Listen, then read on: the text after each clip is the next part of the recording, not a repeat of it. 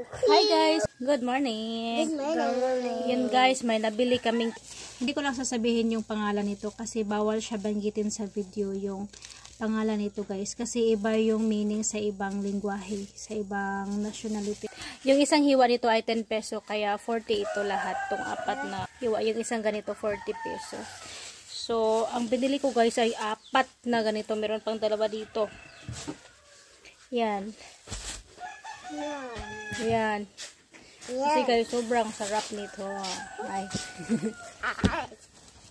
Hello guys. Hello guys. So, ayan. Yung. Yum. Yummy.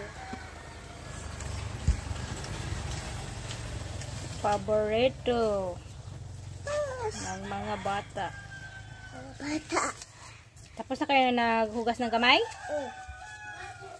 Hugas ng kamay, tapos na? Good. Nang, oh. Hello. Good. Hi. Tingnan ganahan? Uy, puto. 25. And guys, nakabili na naman kami ng ganito kasi kanina ay merong nagbenta. At guys, bukas babalik na ako sa Kuwait, kaya nilubos-lubos ko ng kumain ng ganito. Apat na ganito yung binili ko. Kasi matagalan naman hindi ako makakakain ng ganito. Sinong nakakaalam sa inyo guys, diba? Hindi ko lang sasabihin yung pangalan nito kasi bawal siya banggitin sa video yung pangalan nito guys, kasi iba yung meaning sa ibang lingwahe, sa ibang nationality, sa ibang country, iba yung meaning sa pangalan nito.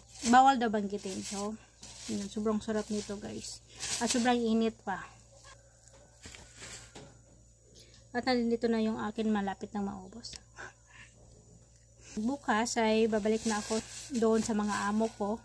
Matagal na naman akong hindi makauwi dito guys, kaya susulitin ko yung panahon na kakain ako ng ganito. Sobrang sarap nito as in. Hindi talaga ako magsawang kumain ng ganito guys.